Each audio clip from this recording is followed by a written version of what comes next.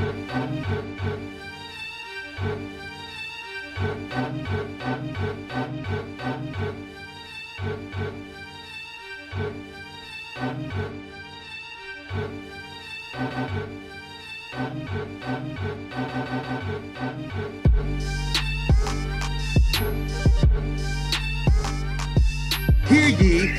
ye, gather round for another edition of Young Kings Wrestling, featuring the JDF Memorial Sovereign Soundboard. As always, you can find us on most platforms that stream your favorite podcast episodes, including Spotify, iTunes, YouTube, Google Podcasts, iHeartRadio, and Amazon Music. If you're listening on the iTunes, leave us a review of the 5-star kind. Links to all the platforms and the merchandise available only at ykwrestling.com. Welcome back for another edition to Nook If You Buckingham Palace. I am the Thespian TC Fontaine, joined by Mr. Wreak Havoc. And it's Black History Month as always. We have special guests here today. I'll introduce my special guest first, and then we introduce the always typical, usual special guest that we tend to have on a lot of episodes sometimes. But and correct me if I'm wrong, from Sacramento, California, my guy debuted for Next Level Pro Wrestling. Why am I still talking in his voice? I'm going to switch it up. He debuted for Next Level Pro Wrestling this past summer. The third graduate from Next Level's Pro Wrestling Academy. Number 3, so he an OG. We invited actually BLAQLight, his twin brother, but duty calls and he had to go and save the world and do whatever it is that BLAQLight does. But we'll talk more about BLAQLight here in a second. But we got his twin brother to fill in. Reese the Beast Leonard is what y'all know him as. I know him as something else, but welcome, Reese the Beast to Young Kings Wrestling. Welcome, sir. How do you do? And Reek, I'm gonna let you cue in as always. Yeah, ladies and gentlemen, we welcome back once again. Revisiting guest. But as always, she is the shaman of She-Lead, the hostess with the mostest, the rookie of the year and the year, the sun around which all wrestling podcasts must orbit, Ms. Katie Kinsey, baby. Yes, sir. Welcome, everybody. And what's up? Reese, man, what's up, man? I listen, I know about you. You my first internet wrestling friend. All right, going all the way back to high school, good like 15, 16, some years like that. Folks is old out here. We old. Mm-hmm. So I know, but let everybody else know, man. Just put yourself over. Let's talk about Reese the Beast. And if you want to talk about your twin brother, I know the things y'all got going on, but talk about your twin too. Right on. Cool. Man, yeah, it's a pleasure to be here. Like you said, TC, it's been a long time that we've known each other. So it definitely means a lot to be a guest. I am Reese the Beast, one half of the tag team Cutie and the Beast. Though sometimes I fill in as the cutie because I can when necessary. So, but yeah. I made my pro debut August of 2022 at Next Level Pro Wrestling. I am the third graduate from the Pro Wrestling Academy, also based in Sacramento. I am explosive powerhouse wrestler. You're going to get a lot of power slams, spine busters, but explosive agility. I'm also a guy who, despite the trauma that my body's been through, and we can probably get into that as well, despite the trauma I've been through, I'm someone who can do a springboard maneuver, who does leapfrogs, who does like to leave the ground. And yeah, so it's fun. And then I'm the twin brother of the supernatural sensation BLAQLight, the masked Avenger superhero who shows up and puts down the bad guys in the name of justice and in the name of hope and in the name of empowering people to be their best selves. He is my twin brother, so like me, very powerful, likes to leave the ground. He's very flashy. He likes to do his poses and cheering and whatnot. Uh, Me, I like to make fun of stupid little kids in the crowd. Uh, that's my favorite thing to do. Make fun of kids and their stupid clothes and Kids be having bowl cuts and just right. Don't even belong at the show. Like go home. Like their it favorite was wrestlers lose, they start crying, just little crazy right. stuff like that. I'm beating up the good guy. You don't like me now? Oh, I'm the bad guy now? Yeah. Stupid kids. And adults are stupid too at those shows. And I think we know adults are stupid on the internet as well. Oh yeah, we gonna talk about that. Yeah, just to continue talk more about myself. From based out of Sacramento, California, so I'm wrestling throughout California. Been promotions include Next Level Pro Wrestling in Sacramento, East Bay Pro Wrestling in the East Bay, California, Pacheco, Concord area. Up north in PCW Pro Championship Wrestling, so they kind of territorially cover like Yuba City, Chico, Orville, Redding, sort of the far north of California. Down into Fresno with Lucha Extreme. My twin brother, he wrestles at Lucha Extreme. So he's the one with the mask. So they haven't asked Reese the Beast to show up. But of course, BLAQLight gets to wrestle. Mm-hmm. But yeah, those are some of the promotions so far. I would love to continue to expand. I would love to get out to Las Vegas. Reno is on the horizon. A lot of just okay, pull the trigger. You know how it is with booking. Some shows have storylines, or it's just whenever the opening is ready. Then they're you get in where you fit in and whatnot. But Absolutely. yeah, it's been cool so far. It's been a long time coming to get to this point, and definitely I'm grateful to be here.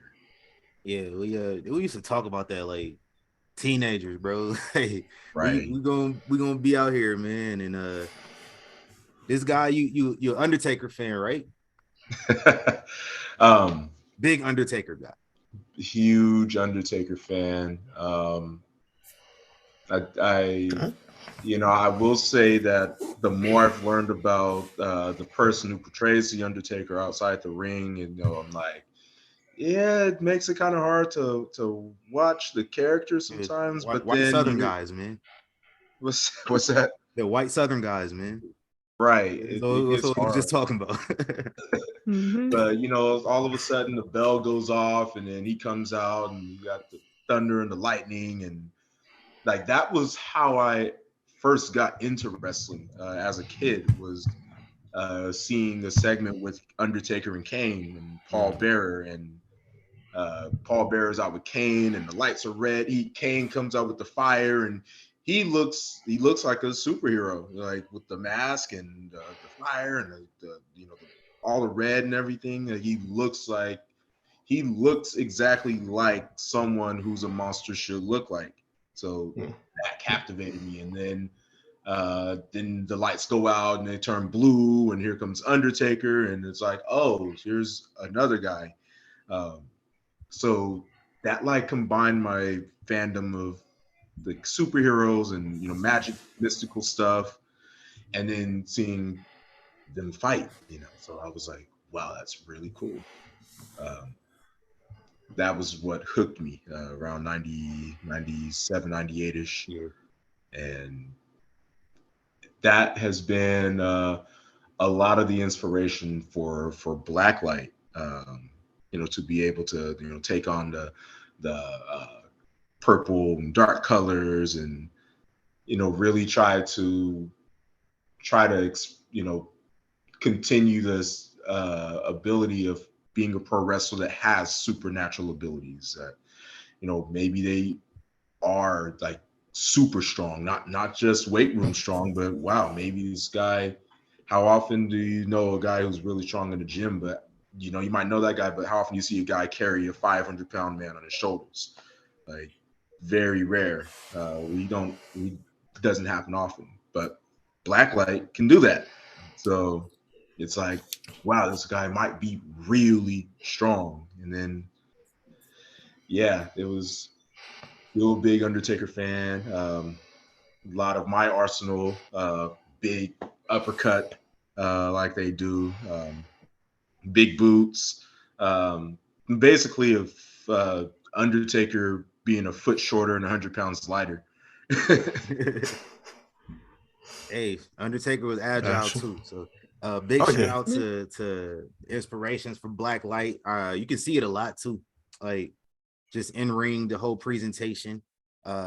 Reese, we're gonna see Reese Leonard versus BLAQLight at some point. I know Taker and Kane had their thing.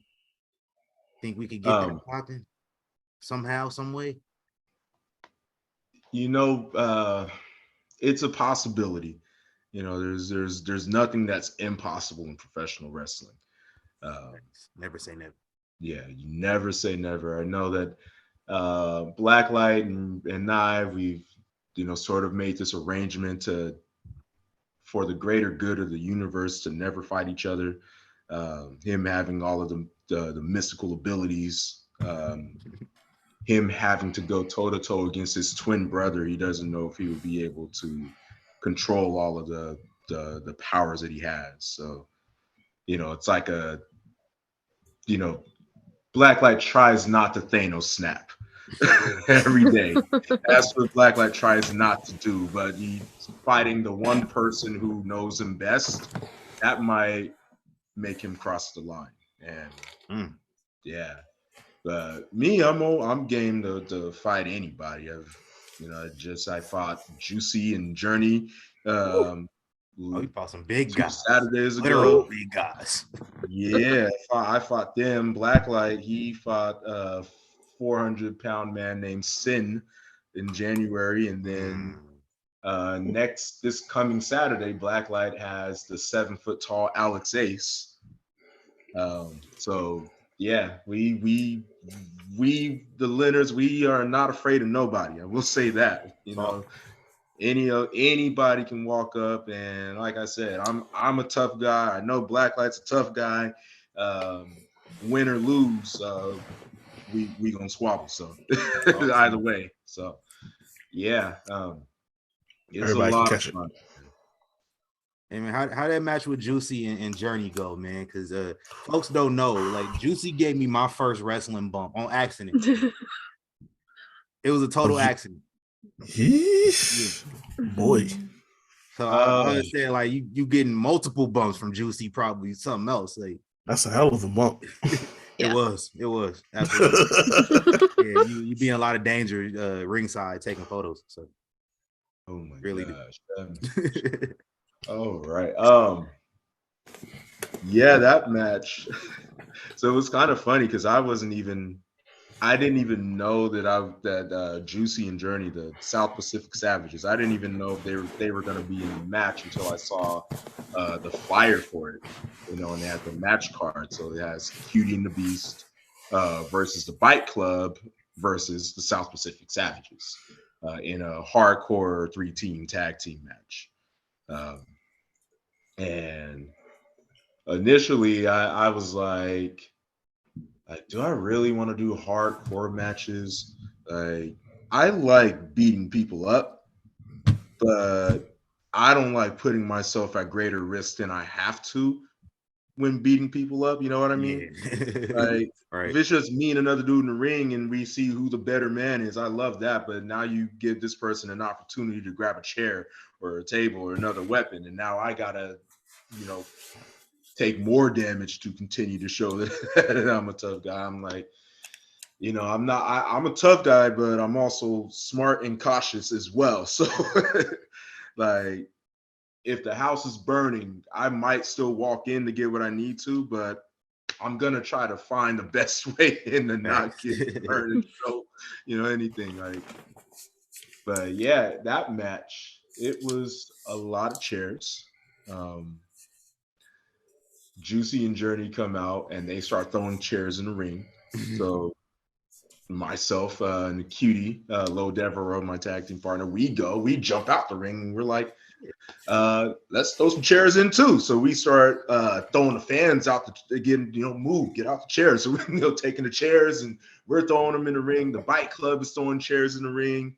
And then we start brawling. We just start beating each other up, chair shots after chair shots, and getting slammed on padless ground, and just going at it with each other.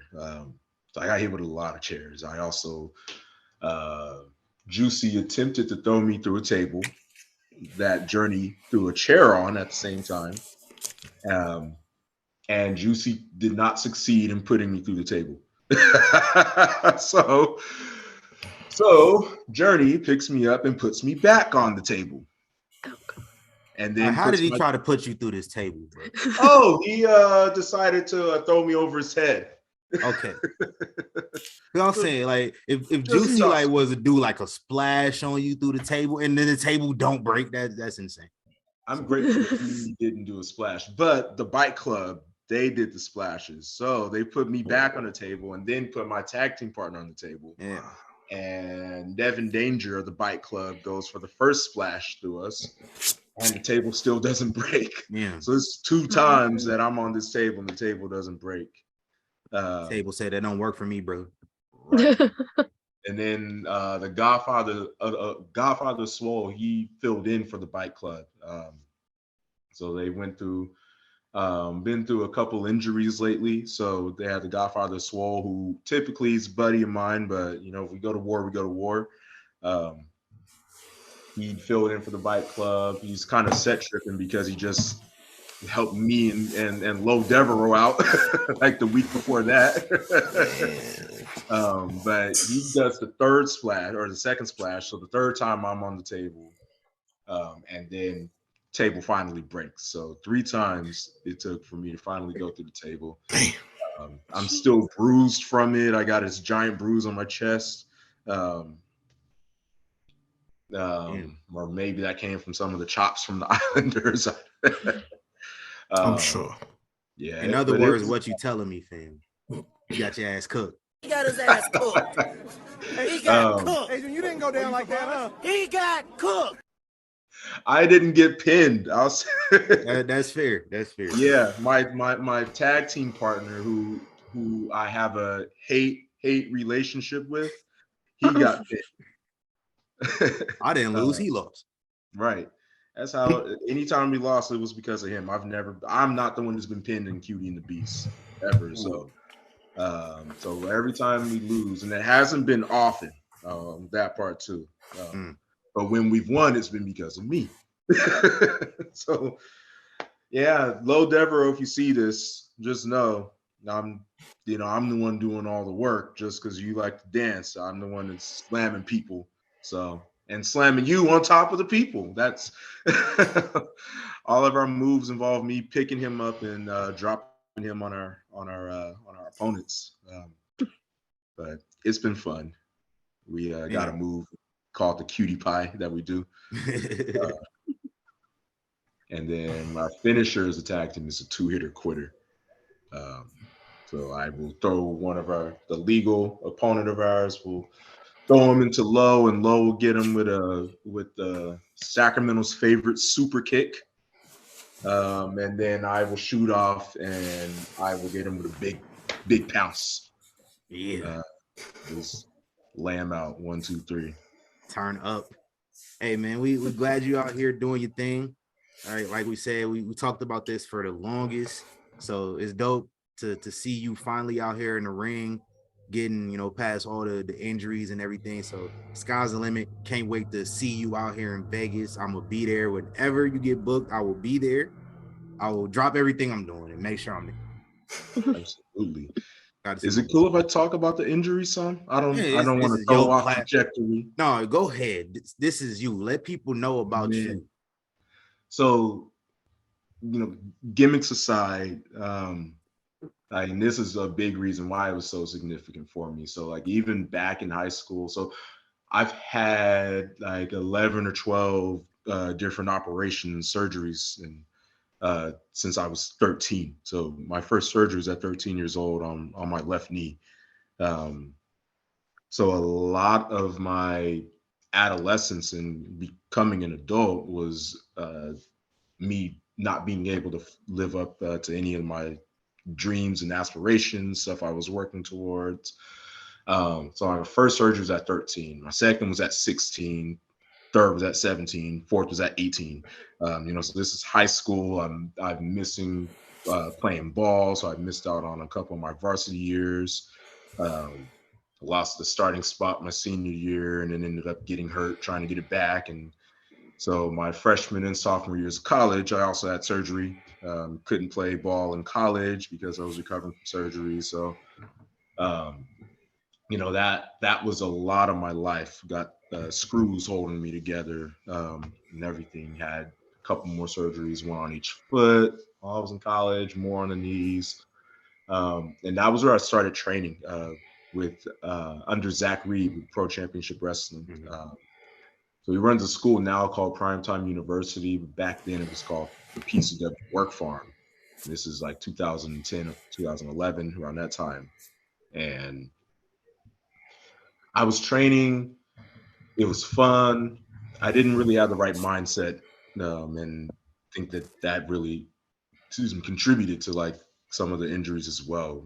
So I'd gone in just kind of with the mindset that I should have been, I guess you can say that I thought that I was beyond indie level quality as a student. So I thought that, and this is before like a performance center ever existed or anything like that, but I thought that that's where I should be training, just based on who I was as an athlete, my physical capabilities. I was a guy at 22 years old, benching almost 400 pounds. I was squatting almost 500 pounds. And this is after all the knee surgeries. And this is before I really got in the weight room. So, so I was an athlete. I was always real strong. I was always just really jacked. And then I ended up tearing my stomach muscles. It was I've torn my ACLs, I've torn ligaments, I've torn everything, but tearing the stomach muscles, I couldn't even walk. And I missed months of training, and that was my, I don't know if I got what it takes to be in a business moment in like 2011. So I stopped training consistently pretty much altogether and just decided I was going to finish college. I graduated in 2013, and I moved back home for a while in Sacramento. And there wasn't any schools going on. So it was hard. I couldn't train in Sacramento because no one was training in Sacramento. And then I got a really bad spinal injury, weightlifting. I was squatting over 600 pounds at the time, and got down. And my biggest regret, I got two regrets about that lift. One about the lift and one about weights in general. One with that lift was that I didn't get a full 90 on the squat. I got to about 80 degrees, and then I felt like someone like ripped out half my neck. Oh my God. It was really bad. And then my second regret with lifting weights overall is that I lifted all the weight that I have in life and didn't get paid a dime for it. Yeah, man. People lift 600 pounds and get sponsors. Me, I lift it and get surgery. So, but yeah, so there wasn't much consistent training in Sacramento. And then when training did get consistent, I was injured. I moved to Vegas for a while. Living out there, I was a teacher out there, and I had checked in with a few of the wrestling schools out there. There was a school, believe at the time, I don't know if it still is, but it was, I think Kenny King was running it. Yeah, Kenny's still out here training. Yeah. So I was checking them out, and, taking bumps in the ring. It was just a really familiar feeling. I'm like, oh, I feel good. You know, like I can start doing this again. And then I had gotten a pretty bad car accident out in Vegas, the winter of 2016. Then I came home so I could continue to get medical treatment, fully recover, and then just relocated back here or in Sacramento. We haven't had consistent training in Sacramento until like 2021. And so then, and I didn't even know it started. So I hit up one of my buddies, like at WrestleMania 2022. I had hit him up. I had gotten really motivated by what's happened with Black wrestlers over the last few years. Seeing, yeah, and I'd love to talk more about that. But seeing Kofi Mania, I was in tears for that. Seeing Bobby Lashley win the title and just totally destroy the Miz in the process to get the title and have that reign. I was like, absolutely, this is what we've been wanting. Big E, seeing what's happened to him, Bianca Belair, Sasha and Bianca main eventing Mania. That was a moment I was in a lot of tears watching them. And I was really like, yo, I'm like invigorated. I want to get into this again. So WrestleMania last year, I hit up one of my buddies, like, as soon as there is a school in Sacramento where I can train consistently, I'm there. And then he lets me know that there is a school now. And that's where I graduated from, the Pro Wrestling Academy. So I started there. My legs blew up on me that first couple of days. So I ended up in physical therapy the whole time I'm training. I literally actually completed my physical therapy program the week that I debuted. So my doctor was like, there's nothing else we can do. Good luck to you. And then a couple of days later, I had my first match. And it was fun. But yeah, so it's been a journey. I've had shoulder surgery, the bad spinal injury, 4 surgeries on the left knee, 3 on the right knee, 1 on each foot, a couple car accidents in between, the torn stomach muscles, and that was all before I became a professional wrestler. So now, I have the body that a lot of people in wrestling walk out with, and I walked in. Bump card is going crazy already. It is, so it's I have this like twofold thing where it's like I'm aware of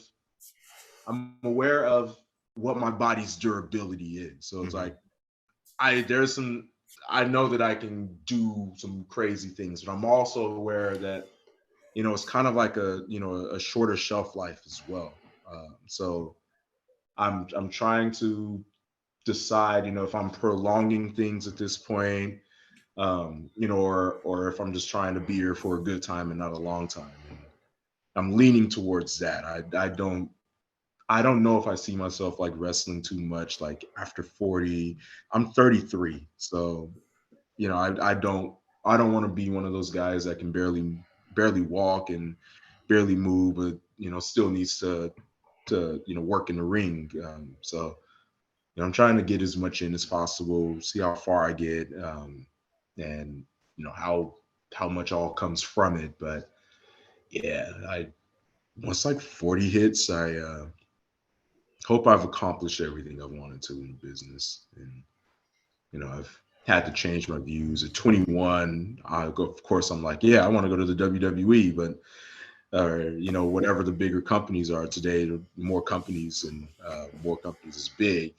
But like now it's like, I also am thinking about things like a mortgage. I'm thinking about children. I'm thinking about what the rest of my life is looking like at this point, where I can't just, we all have to decide, for those of us in the business, we have to decide how much of ourselves we want to give to the business. Yeah. Is it something you want to do every weekend? Is it something that you want to make your entire source of income? you got to decide if that's the way you want to go about it. And, I like the stuff that I do outside of the ring as well. And, I want to keep doing that stuff. I work, I work in social work. I work with helping people who have intellectual developmental disabilities. So my shoot job is doing that. I'm a specialist, so helps connect them to services in the community and companies that help people in the intellectual developmental disability community.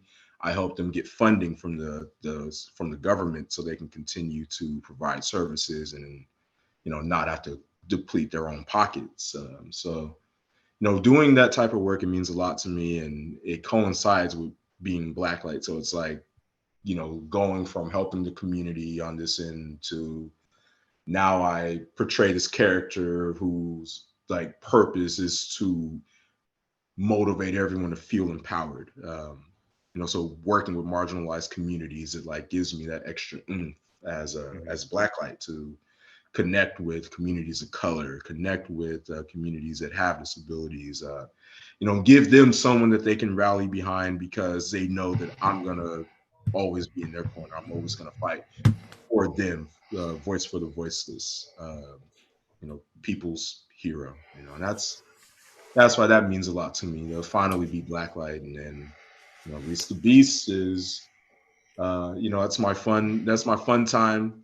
Reese the Beast is me being able to say all the stuff that you don't get to say anywhere else. You don't get to tell your boss you're an idiot. You don't get to tell the people sitting next to you that you would beat the who knows what out of them. Is this a profanity friendly podcast? Oh yeah. Yeah. Absolutely. This is a podcast. We are concerned about getting canceled every week. So we had to kind of rail in a lot of what we had to talk about. A lot of times. I want to speed up the process. This will be the last one. But yeah, it's Reese the Beast. I get to everybody who I like inside. It's like being, showing up at a bar, at a club somewhere, and you look around and you're like, I'll beat everybody ass in here. That's who Reese the Beast is. Like I show up and I'm just like, yeah, like I'll fuck everybody up in here. There was I remember there was a backstage segment they wanted to record, and they wanted me to like help with holding some people back, and ultimately I did it because just like a numbers thing. But I'm like, why would I help these guys? Why would I help keep these guys from fighting each other? Like, I don't give a fuck. I hope they fight. Yeah, I don't like either of them. I hope they beat the shit out of each other, and then I'll go beat them both up afterward. Like, that's what Reese the Beast would do. Like, but it's fun to like be able to like kind of explore the layers of who I am and start to really let them branch out into business. And a lot of the best characters are extensions of who you are, and it feels good to start to like find out where they all lay. For sure, man. And again, we welcome you here to Nuckapee Buckingham Palace. So you want to join us? We're gonna talk about some wrestling. We're gonna talk about some stuff. We watch wrestling all week long, actually. So anything you've been checking out, like any old stuff, anything new, necessarily, anything? I've been checking out. So Next Level Pro Wrestling is hosting a clinic on Saturday. And the clinic is going to be ran by Sam Adonis, who's pretty big in AAA and indie scene. I know he's done some bigger promotions throughout. So I've been watching a little more of him just to, see what he's been doing, more of the AAA stuff as well. I would say in terms of old stuff that I've been watching a lot of Hurricane. Makes sense. And just to like see, just to look for like little stuff. Like what is something that Hurricane did, like, after something like a clothesline, or after something, where he, temporarily got on top of this wrestler. Like, what did he do to get the crowd engaged, or what did he do to stay on top of someone? with having mask and cape and stuff, what, how have people messed with his mask and what has he done to get them off of him? So watched a lot of Hurricane stuff, and then, I just try to stay, even if I can't watch, I try to stay current on recent results. Not so much of the backstage news, but what happens in the ring. Just really being able to okay, and looking and being able to look at it from a different perspective of now being part of the business and having a different understanding. Just kind of trying to think about stuff at a different level. Not so much as a fan, but now as someone who works. Yeah. Why would this happen? Is this a good idea? What would I do in this situation? Because I might be able to incorporate it into what I'm doing. So just trying to stay current and really relatable to fans in 2023.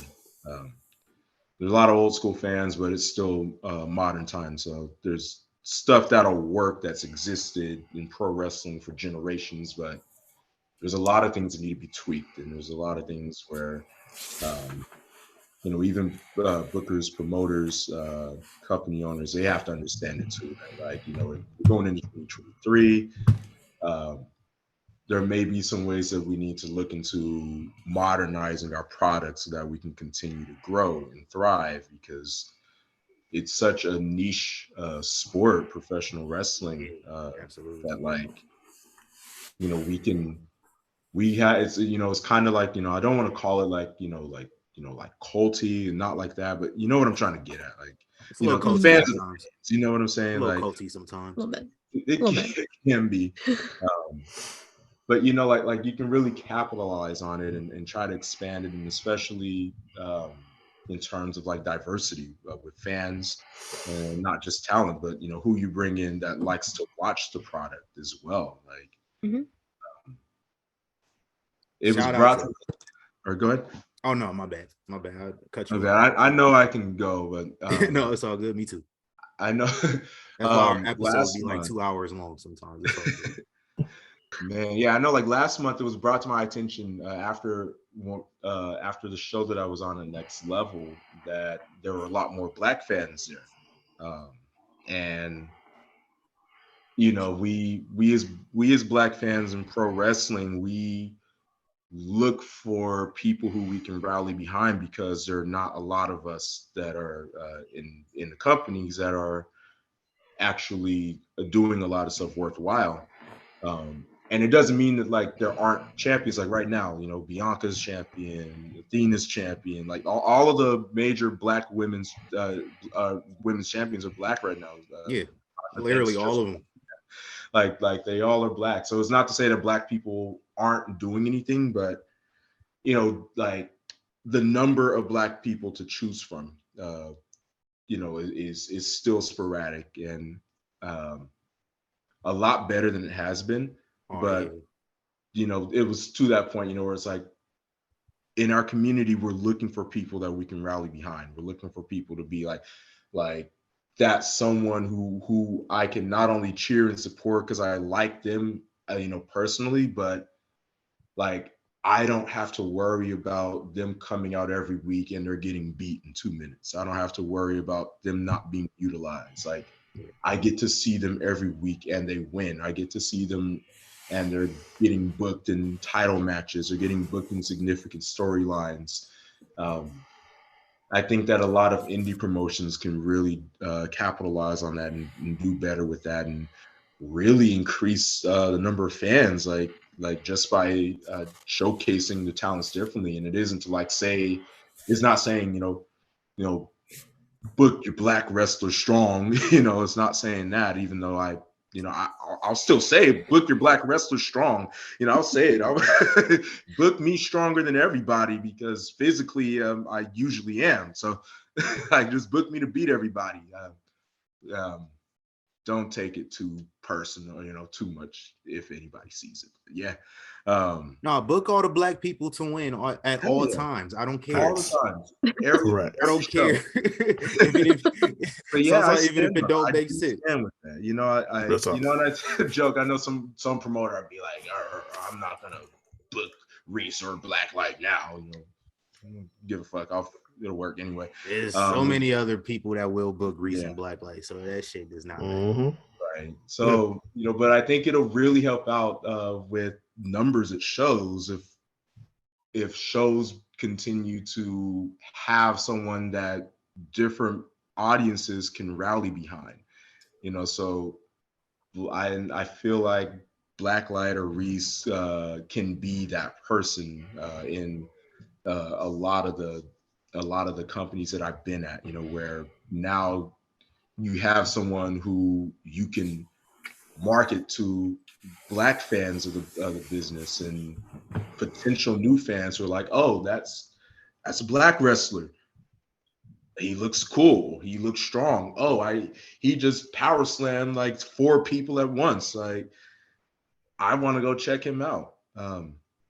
Last night, PCW, I was BLAQLight and Connor Leonard. And a lot of the fans didn't know who I was because it was my first time showing up there. But the black fans who were there were so excited to see me. They wanted to take pictures.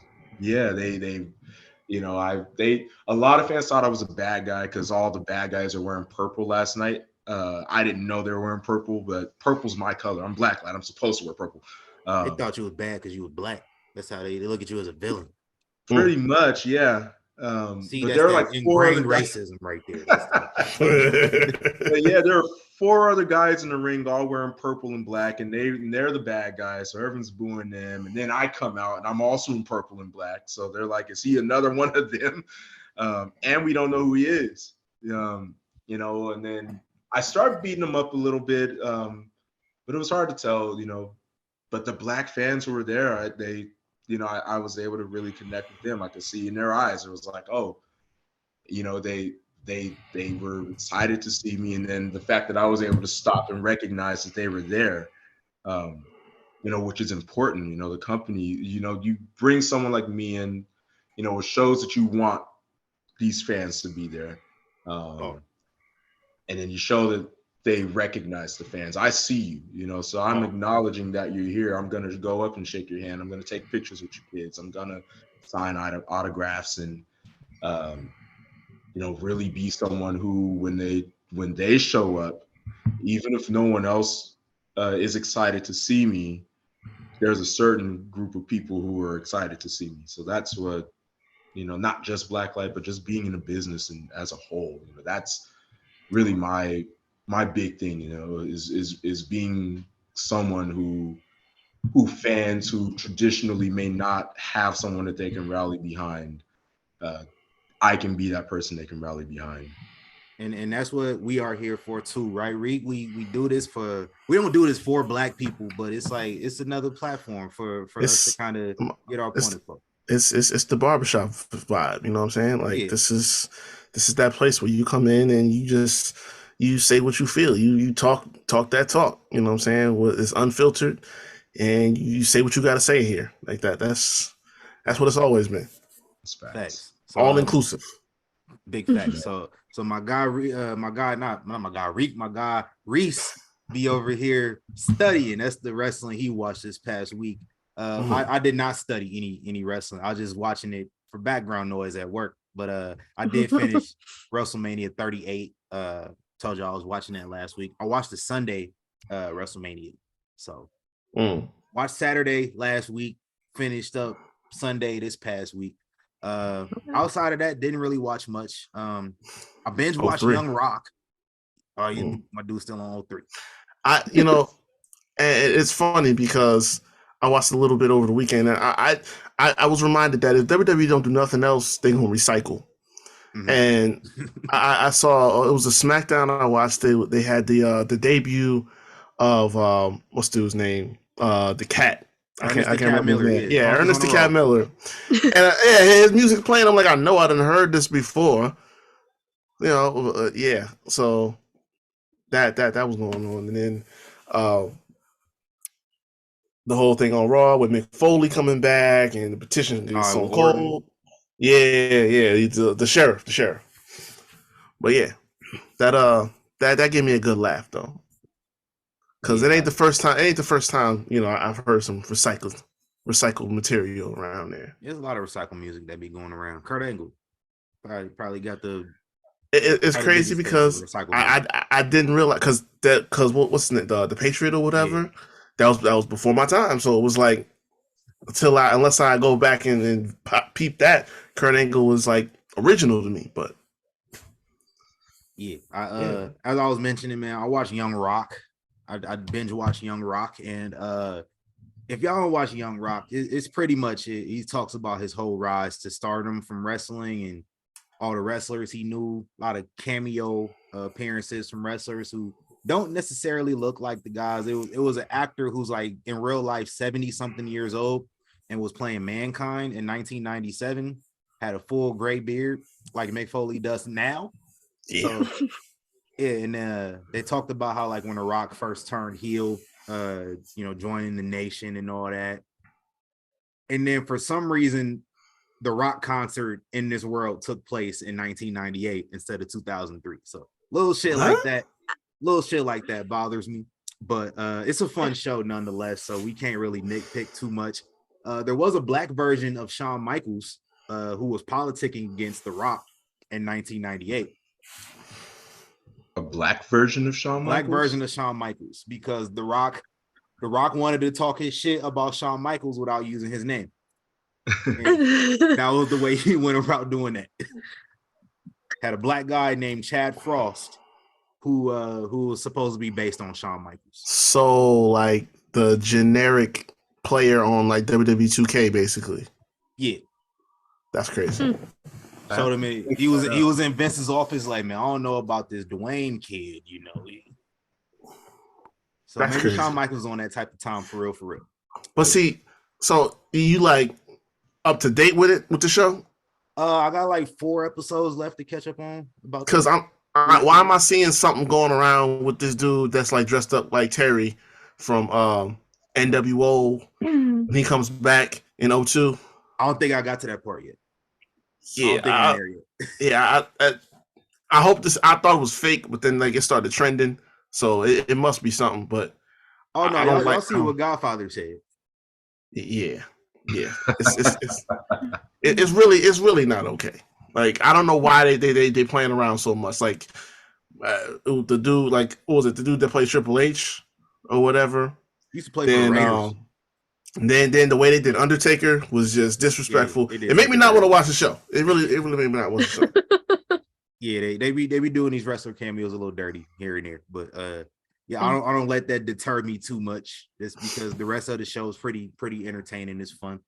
Outside of that, we had a New Japan Battle in the Valley. I started watching that. I have not gotten close to anything that I want to see on here. I did check out a little bit of Eddie Kingston and Jay White. Jay White lost, and as per the stipulation, the loser leaves New Japan. So a lot of rumors of my guy is shifting to the East Coast. Jay White is. So we'll see about that in the coming months. Mercedes Moné versus Kyrie. That was one of the biggest matches on the card. And per Black History Month, we have a new women's champion in IWGP. In New Japan, rather. Mercedes Moné gets it done. In the main event, Kaz Okada defeated Hiroshi Tanahashi per usual for the IWGP Heavyweight Championship. This is the Randy Orton versus John Cena of Japan. So you already know what that was. So I'm gonna check that out after we get off here, after the All-Star game's over with. Might peep it. But this week in wrestling history, let's run down a couple historical bits here. 2002, you just mentioned this, No Way Out. Terry, along with Hall of Famer, Young King's Throne sitter, downer, whatever, Kevin Nash and Scott Hall. NWO returned, and same this week in wrestling history. The very next night, they happened to scar me for what I thought would be for life. Oh man, with some vehicular attempted manslaughter against The Rock. So that didn't go over well with me as a 9-year-old. But 2004, Eddie Guerrero wins the WWE title, also at No Way Out. And 2008, also at No Way Out, Floyd Mayweather busts the Big Show's nose in Las Vegas. Well, that sounds like something that would happen on the street too. Big facts. Big facts. 2010, Ezekiel Jackson wins the ECW championship. Some more Black history there. That's what they call domination. Yes, sir. Never to be seen again. That title was, but it is what it is. And then 2020, we had the last ever WWE pay-per-view for a whole year plus with no fans. Oh, with fans, right? Take over Portland NXT. And for about a year and some change, we had no fans in the arenas. After that, crazy. One of those things you forget about. No Way Out 2003. The Rock beat Hulk Hogan again, and I remember because he put on Hogan's do-rag and started beating Hogan with his own belt. Yep. During Black History Month. Yes.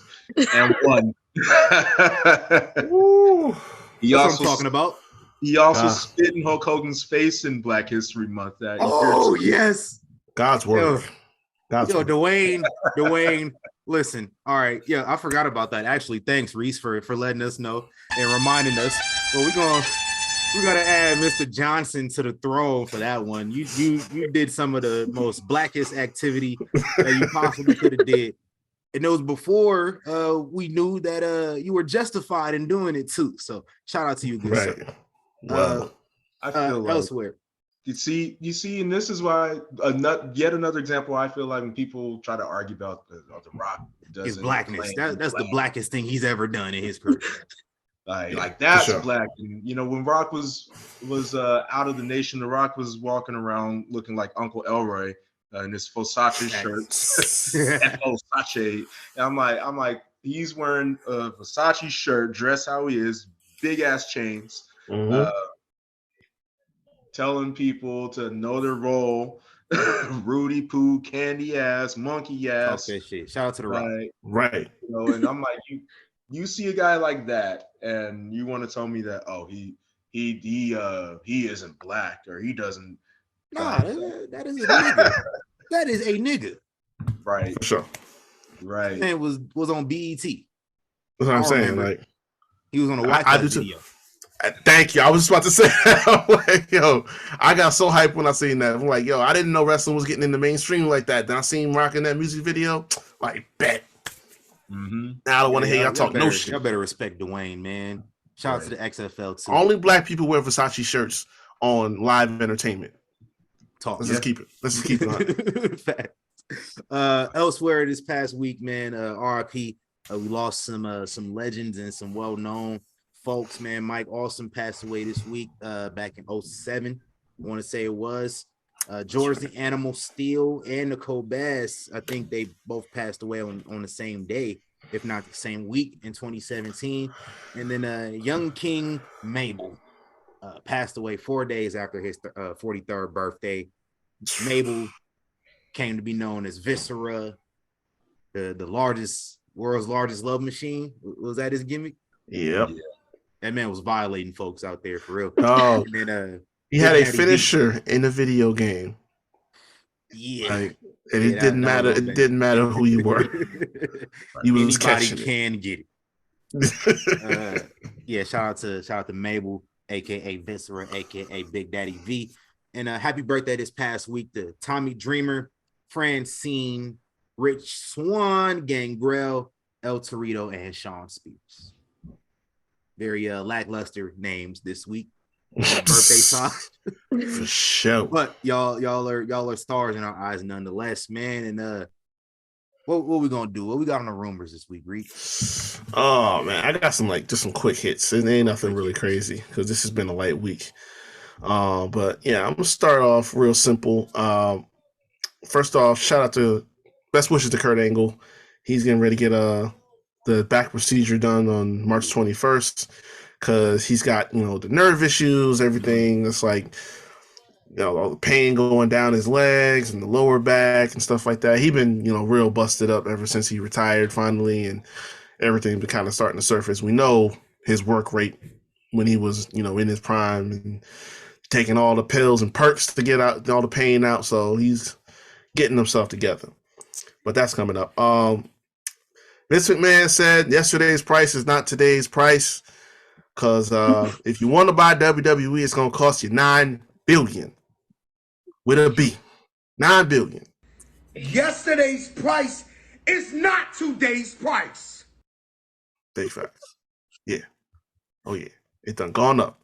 Inflation is crazy. B's. Yeah, man. Hey man, Yeah. let me throw like 50 on that. Yeah, inflation got it going crazy. So apparently Netflix and Fox interested in doing Housewives of Wrestling reality show.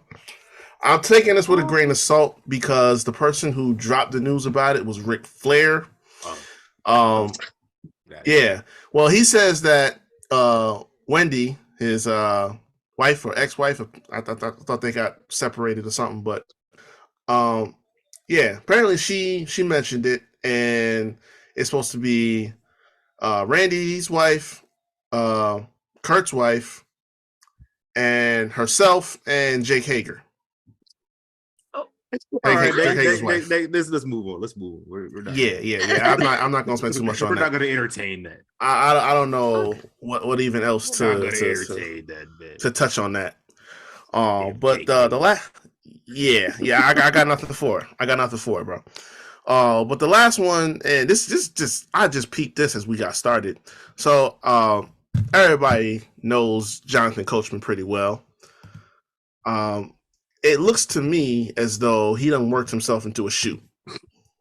Again? Yeah. Because this is something that we're gonna touch on a little bit later. But the whole situation with Ariel Helwani, and he decided he wanted to chime in on Twitter. And Let me go look at this. Yeah, he had something to say about it. He was just like, it's nice to see Ariel at an event that he can actually get into the building for. And I thought he was just going to leave it alone right there, but then he follows it up saying that he's not allowed in the building for UFC events, and ESPN knew that when they hired him. Just basically, he just starts going off on a tangent, like getting real in his feelings, talking about him talking trash to wrestlers when he only 140 pounds and he's just a fan and all sort of stuff. He's not, any kind of talent or nothing like that. Like, just going off. And I don't understand what he's really upset about. But yeah, there's a whole thread of it. He went on a tangent. He just was in his feelings. Yeah, I'm Power body. Look at this later on. He got a lot going on. It's not enough for me to look at and read at the same time while I'm trying to host. So yeah, it's a lot going on. We'll get back to that, Coachman. Yeah, my man's tripping. Yeah, my man's tripping. You wilding. For sure. While we on the subject of Ariel Helwani, my guy appeared in his hometown at the WWE Friday Night SmackDown this past week, and that prompted some discussion on the internet. Mm-hmm. It prompted a tweet. A tweet from I don't know what to call him, an individual. A 40-year-old man child. Something like that. You might know who he is. And if you've been a listener of Young Kings Wrestling for some time now, we talked about this guy a lot. And in fact, we talked about this guy in this segment a few times. So I'm packing the edge, guess what?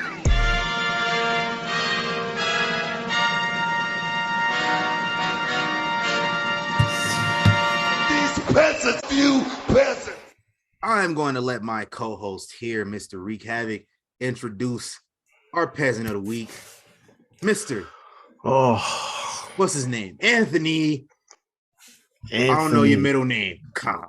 Khan. Mr. Anthony Khan, aka Tony Khan, or what Mr. Helwani called you, the Snowman. Bring that ass here, boy. Bring that ass here, boy. Man. I ain't gonna talk about how Reese been frozen for like 5 minutes now. Yeah, it's okay. We ain't gonna talk about it. I don't even know what's going on right now. I'm just, I know it's not like, it's just, I don't know, it's something with like, I'm not losing connection because y'all can still hear me, but yeah, I don't know what's going on with it right now. Like everything, my whole screen just went blank. But I'm gonna just keep it playing. We just keep it moving. Right. Yep. As soon as he said that, he gone. That's crazy. It's a curse. It's every time he tries to start talking shit about this individual. That's the craziest part. Literally every time. I'll pass the buck over to him. I am not ready, but you know what? I can get ready. Give me a quick second to bring this up because Mr. Khan, he at it again. He was at it again this Friday night. You know, I saw the screenshot. First, and I'm like, nah, this ain't real. This ain't a real tweet. So I had to go to his page, which is exactly what I did the last like 5 times he has opened his mouth and went on a tirade on Twitter. I had to go to his page and verify if this is real because it's just too good to be true. Ariel Helwani appeared on SmackDown, a correspondent, just doing some correspondent work, not too much craziness going on. And that prompted Mr. Khan to go on the Twitters to call out Ariel Helwani. He says, "You're a fraud." And at Ariel Helwani, tag this man. Let him know to his face. Crazy. To his face. Called him a fraud. You're as legitimate of a reporter as Tony Schiavone. Also tagged Tony Schiavone. Which Tony Schiavone was like, "What you say fuck me for?" What happened? Literally, like, for no reason, unprompted, throwing Tony Schiavone under the bus. Like, damn. So, Ariel Helwani responds. He says, "Thank you for watching, old friend. Can't wait for our next chat." In parentheses, also, don't listen to the Snowman, Schiavone. You're a legend in my books. To which Mr. Khan responded, "Good luck with the unbiased journalism." Now, that's the part I didn't see that. Because we talk about unbiased journalism and biased journalism a lot on here because it's a lot of folks on that side, a lot of journalists who tend to not be unbiased, who are very supportive of what Mr. Khan has going on. So I just thought that was a little funny. But it's crazy because this beef with Ariel started because Ariel wasn't nice to him. Basically, pretty much.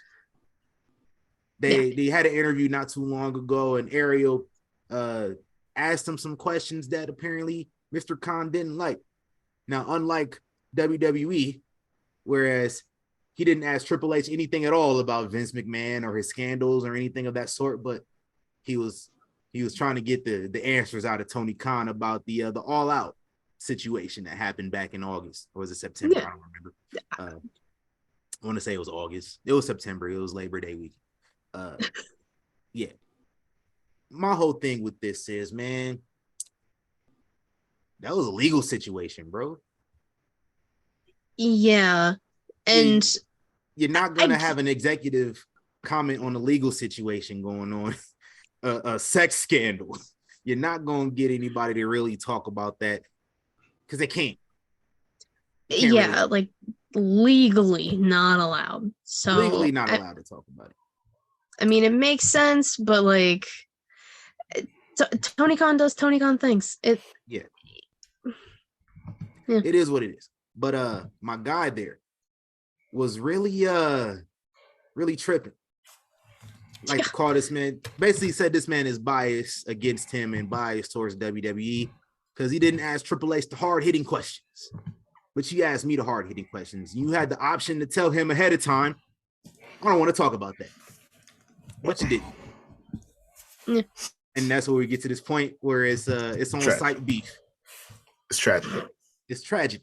So, my thing is, right, it's funny to me that he's talking about how, legitimate reporters. And at the end of the day, you can't talk about nobody else being legitimate reporters when the ops that you report to are not canon aka the Celsiverse. We don't acknowledge around here that garbage and the $13 a month for speculation is trash. So listen, no one's asking you who legit reporters are. We're not coming to you for that. So your word, your quote tweet is not even holding any kind of weight right now. Nah. That was really sad. That was really down sad. It's unfortunate, but we move. What's he got? 4 more? What's he got? 4 more? Who, him? Tony, yeah. Yeah. That was his first one this year? Yeah. I think so. Which is shocking because it's about to be the end of February. So I don't know how it took him so long to catch up on the first quarter. That's because everybody else is holding it down the last couple times. Oh yeah. Hashtag you niggas. Hashtag you niggas. At the airport, bum rushing people for autographs. Airport bum rushing. Y'all. Multiple people for autographs and then get mad when they don't want to do it. Like I need y'all to realize how much y'all embarrass the rest of us. Yep. Like it's just about time. Like somebody need to let y'all know how bad y'all make the rest of us look. That just like we try to chill and be normal, and it's like there's so many of y'all that do dumb shit like this. That second somebody say they're a fan of wrestling, they're like, oh no, you don't want it then. Like exactly. Yeah. So we're not gonna talk about y'all much more, but Ariel Helwani. He didn't let that shit phase him. He was right back at it again last night at the Elimination Chamber. Let's talk about the Chamber, y'all. We had 5 matches? 5 matches. 5, yeah. On the card. And it was a good show for a B-level show. For the last show before Mania, they really did it. Usually it's kind of there just to be there, but the last couple years, like Elimination Chamber has been decent. I would say since 2019, they've been doing their thing. 2019 was Kofi Mania. 2020 was weak. I ain't gonna lie to you. It was terrible. Yeah, 2020 was weak, especially the women's. The tag, I like the tag match, but the women's very, very lackluster. Yeah. 21, it was the biggest thing that happened was Miz cashing in. Yeah, we knew what that was going to be about. And last year, I thought was really good too in Saudi Arabia. So they've been putting their foot in this event the last few years. So let's go break it down here. We've been recording for a minute, so we ain't gonna talk too much, y'all. But first match, man, for the #1 contendership at WrestleMania for the Raw Women's Championship, Asuka defeated Raquel Rodriguez, Liv Morgan, my girl Natty, Nikki Cross, and Carmella. And I'm gonna give this one a B, y'all. I wasn't really hot on it too much. I think it might have been just like I knew Asuka was gonna win.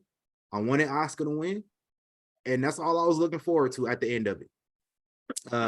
I think the field lacked a little bit of star power too, especially when you tease me with potentially getting Bayley or Becky Lynch into the match, and I don't get neither.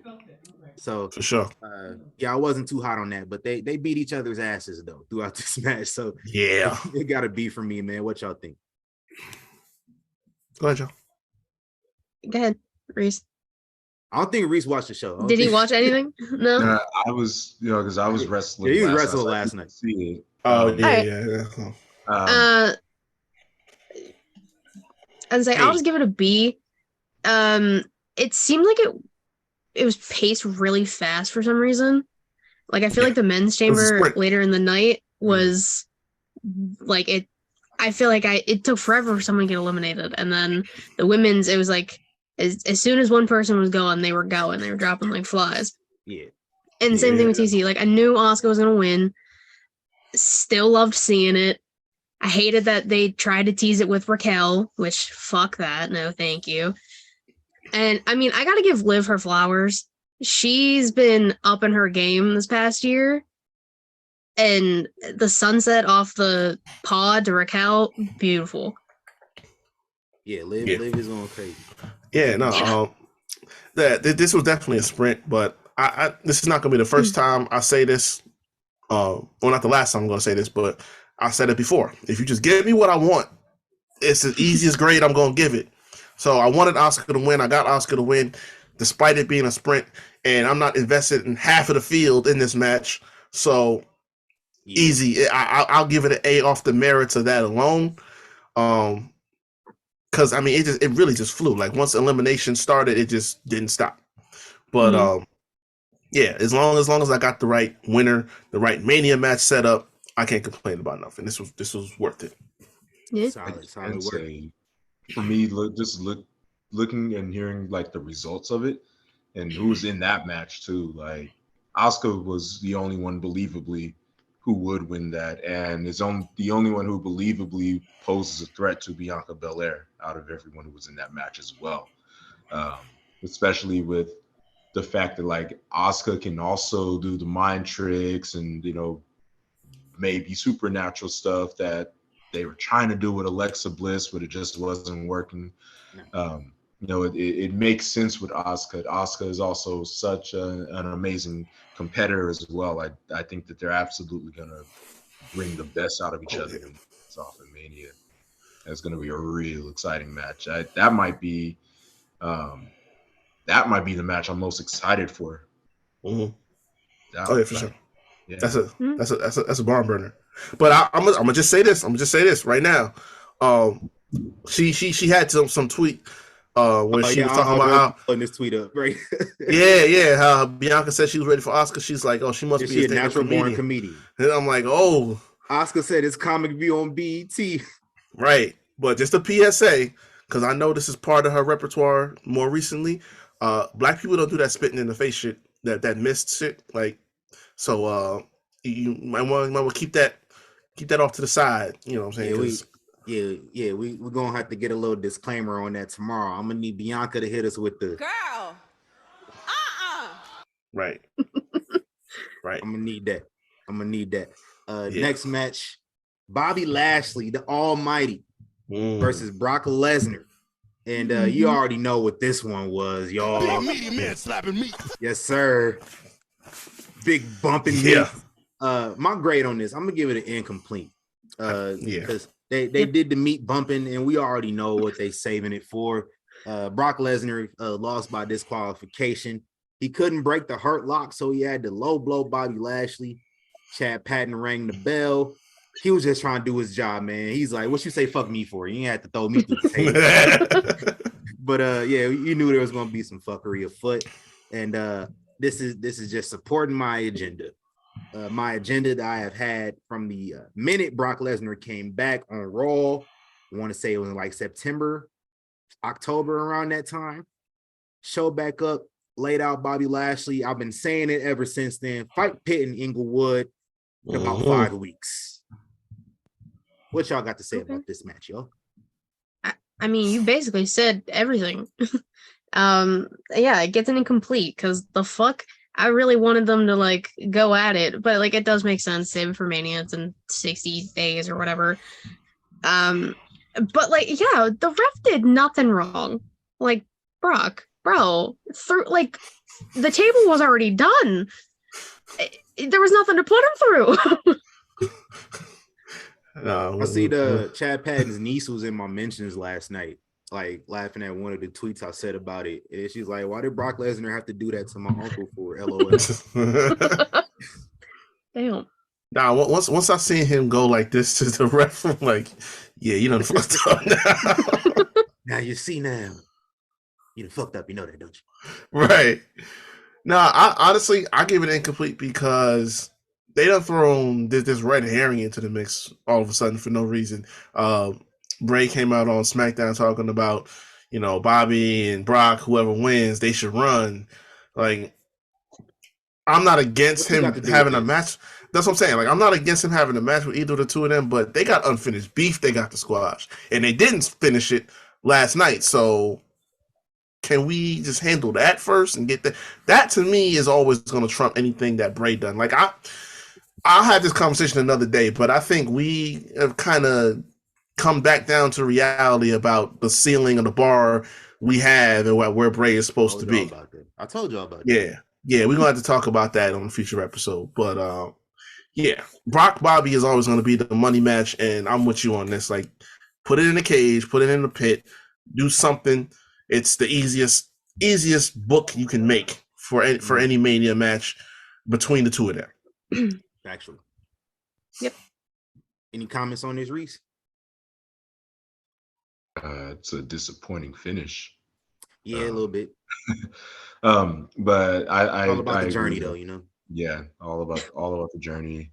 I think there's a storytelling. I'm interested in what Bray Wyatt, what is him being in the mix is going to lead to.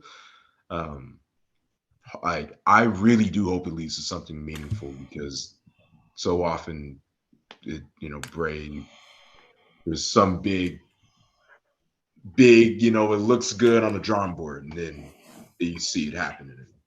It was like, what? Black. Grandiose promos for lackluster result. Rinse, repeat.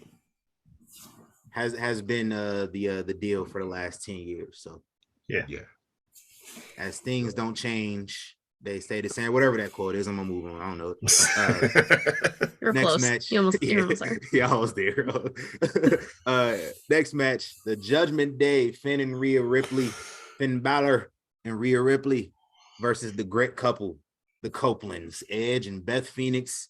And as you know, Edge is like that final boss. Like he's lost maybe like 2 matches the whole time he's been unretired. So yeah, if Edge is fighting on pay-per-view, he's probably gonna win. I'm gonna get it to A- for the little bit that I did pay attention to. I was on Twitter and I seen folks saying, "Man, Julius Randle about to shoot in the 3-point contest." So I said, I have to see this. Because if you know, Julius Randle is not a 3-point shooter, so what is he doing in the 3-point contest? I had to see this. Good Lord. But Edge and Beth Phoenix hit a shatter machine to win that match. If you don't know, the shatter machine is the finisher of their very close friends, FTR, who apparently are going to be free agents soon. If they're not already. Yeah, do with that information what you will. Yeah. But yeah, A- for me, man. Edge and Beth Phoenix together, they don't miss. Edge to me don't miss. And this was a fun little situation. You kind of knew how it was going to get down. I think everybody knew Finn was going to be taking the pin here, because for what reason would Rhea Ripley lose right before Mania? Exactly. Yeah, that's true. What y'all think about this? I'm giving it a solid A. I got my intergender spots, which all I fucking wanted. Simultaneous power bombs, like Rhea and Beth, I would have preferred a one-on-one, but having this was fine, because that's what I wanted to see. Because like 2 big, strong women who could probably beat up everybody on the roster, just going at it, and like the test of strength in the beginning, and now they're going down. And Edge is fantastic. Finn's great too. Like you said, somebody in this match had to eat the pin, and it was going to be Finn, because Rhea legitimately has a match in 62 days where she is going to get her title back, and if she doesn't, I'm raising all types of hell. I'm just saying now. Just saying. We know how you feel about the golden-haired, legendary, soon-to-be Hall of Famer.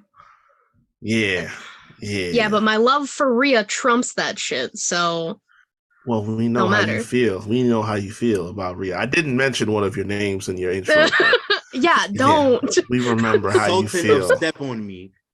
Yes, ma'am. TC. Yes, ma'am. The fuck? Wow. I did not forget. No, we can't. We can't. Disrespect. I'll probably give it like a B+. Like this to me, this was, meets expectations for me, because I know what I'm gonna get when you have Finn Balor, you have Edge, Rhea, like you know what you're gonna get at this point. Beth was just the added bonus on top of all that they got to team up together. But that, like you guys said, you don't expect Rhea to take a loss this close to Mania, and Edge had to get his lick back from all the way back in like October. My thing is, I don't know what's left to do. I hope this feud is over, because we were supposed to have a big blow off at one point. Like it was supposed to be like the whole thing at Mania, not Mania, Rumble. The Hell in a Cell was rumored with him and Finn. I would still love to see that, but I mean, if it's not going to happen at WrestleMania, then I don't know. Figure out something else for them to do. We don't got much time left for Edge. Like I done heard him talk about retiring last. That's what I'm saying. Like this is like the second or third time I heard him bring it up. So we don't have that much time. If this is his last Mania, give him something solid to do so we can enjoy it. Yep. Facts, man. And this Judgment Day thing has been going on way too long, and it's had way too many like breaks in between too. Because I totally forgot Judgment Day formed at Mania last year until I was watching back Mania, and I was like, shit, this has been going on for a literal year. Yeah. By the time they'll probably finish it, so yeah, it's been like 3 or 4 breaks in between. Yeah, it's like, one of them things. Like the heat has been gone from this a little bit. Like I was trying to shit. I'll make fun of AEW for doing.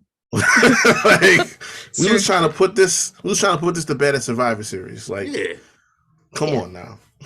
I thought they would have had, War Games. You could have had Judgment Day versus Edge and a couple other people, AJ Styles and somebody else. Like, now we dragging this out. So let's get this pop. Any comments on this, Reese? Yeah, I do hope that something comes from Judgment Day, like either or like turn them up or just take it home, because like it's great that Rhea's doing what she's doing, but like Rhea and Dom, like it's crazy that Rhea Ripley and Convict Dom are like the main attractions for Judgment Day right now. Like that's why they're entertaining, is seeing those two and not Finn Balor or Damian Priest. And that's Finn Balor and Damian Priest. My man ordered chicken fingers on Valentine's Day. Oh man. But yeah, hopefully what that leads to as well. I have some thoughts. I have some interesting thoughts about what's going to happen with the WWE title scene as well. But I'm hoping that I'm hoping that down the road it somehow is going to get to Finn Balor, because I'm thinking that like this is about to go home for a while with Edge, so that Finn Balor can do something else in the title scene and then come back and Edge finally, blow some stuff up. And because Judgment Day isn't done just because they won the match, and that's what Edge's goal is to dismantle Judgment Day. So I'm thinking it's gonna come back one more time, but I think Finn's gonna dabble somewhere else for a little bit. Okay. Let's talk about them plans in a moment here. But next match for the United States Championship, Austin Theory defeats Seth Rollins, Johnny Gargano, Bronson Reed, Montez Ford, and Damian Priest. And A++ for me, man. This is a fantastic chamber match. I'm not a prisoner of the moment, so I ain't gonna say it's the best chamber match ever, like I've seen some people saying. I'm gonna give y'all my top 5. This is in my top 5 though. I'm gonna give y'all my top 5.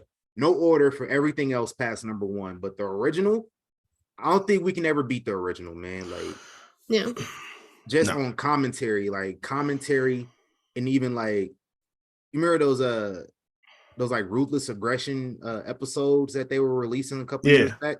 Yeah. And they talked about the chamber, and they show like the actual wrestlers are like terrified, like legitimately terrified, not even like on some gimmick shit. Like they were legitimately like, God damn, Booker T is like, man, there's some shit about to happen tonight. Like, and some shit happened. Triple H almost died. So I gotta put this chamber up number 1, man. Shawn Michaels won it. Like, it's my favorite chamber. New Year's Revolution 05. Like, you had the crazy star power in that one. Kofi Mania, the one that birthed Kofi Mania in 2019. That is up there for me, just because I thought he was going to win it for it. Yeah.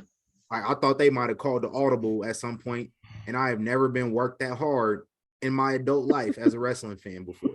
So that was incredible. And then I got to put the tag team championships in 2020 up there, simply for Lince Dorado doing that shit off the cage. Montez did something similar in this match, like damn near the same spot.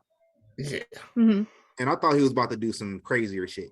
The craziest shit was Johnny and Seth doing that Hurricane Rana spot, which is very dangerous because neither one of them could see what was going on. Thank you. Yeah. They were just flying trust blind. The other men in the match, man. You got to trust your rodeo partners. So, and y'all knew Logan Paul was going to show up somehow. Oh, God. was perfectly played too, because I thought Tez was hurt for real. So that was incredible how they did that. Yeah. Right. Once I seen Logan Paul, I was like, all right, cool, Tez, cool, it's all good. It's like, oh, he's fine. What y'all think of this match, man? I give it an A+. Montez Ford was the star of the fucking chamber. Actually, point blank period. As we all expected. Oh, of course. Like this was his breakout moment, even though he's a goddamn star. The Hurricane Run off the top, I really thought Johnny like hit his face off the corner. Man. And I got genuinely terrified. But I mean, like you said, they had to trust everybody, and they did. Thankfully, nothing went wrong that I know of, that I've heard about. I really thought Logan Paul was going to be banned from Canada like he is Japan, but unfortunately I was wrong. He showed up. Logan Paul ain't banned from Japan. I see him wrestling as Will Ospreay all the time over there. He just got another identity. That's all. But like, I mean, yeah, I mean, besides Logan Paul, because I hated everything about that, I loved this chamber. Everything, like everyone teaming up on Bronson Reed, he's the biggest guy in the match. Johnny and Seth going the limit, but everything about it. People shit on Johnny Gargano. He's a hell of a wrestler. And this kind of proved it. He was in a match a little too long for my comfort, but it's all good. Yeah, I was waiting for that. I was waiting for that. The Johnny Gargano hate, I don't get it. I'll elaborate later. I'll elaborate. I've been elaborating on this for years, and I will elaborate later. But let's get to the rest of this first. He's solid, man. I say he's nice. He cool in the ring. I give it A+, easy A+ for me, because this is, once again, like I said, you give me what I want. It's an easy grade for me. And what did I ask for last week? I said I need this to be a showcase of Montez Ford, and that is what we got. 110%. Like, in terms of spots and moments, not overall, but I say in terms of the spots and moments, I say this is the best chamber. Because, like, again, it goes back to, like we said, the trust level you had to have to pull off some of the stuff that we saw in this is like, it's insane. Like, if it was the old chamber, I think like it would be even crazier. I might squeeze it in there like maybe 1B, because the first one, like I said, is tops overall. I would squeeze this right up underneath New Year's Revolution 05. Outside of that, you know, it's a crapshoot, but it's definitely in that top 3 for me easily. But I think you got the right winner. I expected Austin Theory to walk out of this winner, because I think he's got something down the line for him in Hollywood. But I didn't care for the Logan Paul shit. I give him kudos for taking this thing seriously, and I think realistically, him and Seth are probably a good pairing for Mania. Mm-hmm. I just don't care for this dude. I get a great match out of him, man. Oh, I'm sure he will. I just don't give a fuck about Logan Paul. I never have. Exactly. I don't care. He could have a 5-star match, and I still won't care about him. True. Hey, Hangman Page need a new finisher, man. Yo, I said that too. Like, yo, he did that really clean, and I done forgot that Hangman Page does that move. Like, that's not good. Yeah, man. Any comments, Reese, on this one? I hope that they don't break up the Street Profits, but I do hope that they allow Tez to be Tez. Give them all their individual shine, because Dawkins can go too. Dawkins, for especially being his size, can do a whole lot. So, but Tez is crazy. So I'm hoping that they allow him to continue to showcase all he can do. Give him some singles runs, maybe singles titles as well, but that it isn't at the expense of the Street Profits. Mm-hmm. I need Tez to beat Gunther. Ooh. Okay. That's a. You want to make that man into a star. Have him beat Gunther. I don't know if Tez's chest can handle that. He can't. That's a shoot for the moon. That's all about black wrestling right here, man. I'm a stay on my black wrestlers, beat everybody agenda. I understand. I mean, I feel you. Like him being Theory ain't gonna hit, versus him being Gunther. Well, I mean, him versus Gunther of would course hit, not. literally. So yeah, let's make that happen. If not him, whenever Big E can come back, y'all can do that. Too. I hope so. Man. Oh man. If Big E come back in general, that's crazy. But if Big E come back and do that, I might cry. I ain't gonna hold you. Facts. I will 100% cry. Big facts. After this match, or it might have been before it, I don't remember. Yeah, we finally got them parody trailers that we was talking about last week. Oh yeah, it was before. Yeah, we got the Joker with Seth Rollins, and that shit was cool. And I ain't gonna lie, I was kind of bummed to see Becky Lynch kind of ruining it. She ruined it for me. I ain't gonna lie, because I was enjoying Seth doing the whole thing. Batman wasn't even in the Joker. Yeah, it was a whole different movie. But that was a whole, like, you know. If y'all was gonna do that, I could have just did the Dark Knight. Yeah, that's true. Which he could have pulled off as well. Oscar do Joker too. Y'all could have did that too. I'm just saying. Could have had Seth and Becky do another movie. Yeah. Or at least put her in the actual costume instead of just some leather. All right, she was dressed like Catwoman. With a bad deep voice. Like, dressed like Catwoman doing a Batman impersonation with no mask. Yeah, Becky out here sound like she was straining herself. Like, you gotta cut it out. Yeah. That was strange. But afterwards, they did like show some previews of some of the other ones they got. So we got Montez Ford and Bianca Belair in Titanic. What was it? The Brawling Brutes in 40-year-old version, the wax scene. Yep. Man, that's fun. And then Goodfellas with the Bloodline and Roman. So that's the one I'm really waiting to see. Mm-hmm. That one's gonna go crazy. We've been comparing that whole saga to Goodfellas this entire time. So somebody listens to this show who works in marketing or something. I'm telling you, reveal yourself, whoever you are. Because we just told y'all can just DM us, man. Like, we're gonna keep quiet. Like, it's 3 years of this shit. If I go back, I could really go. If I dug hard enough and went enough into research, I could go and find each individual time y'all made a post, WWE on Fox, Bleacher Report, all that shit. Something that we said on this show, something that we suggested, an idea or whatever. Y'all done posted about it. It done played out on TV. Somebody done mentioned it. Something.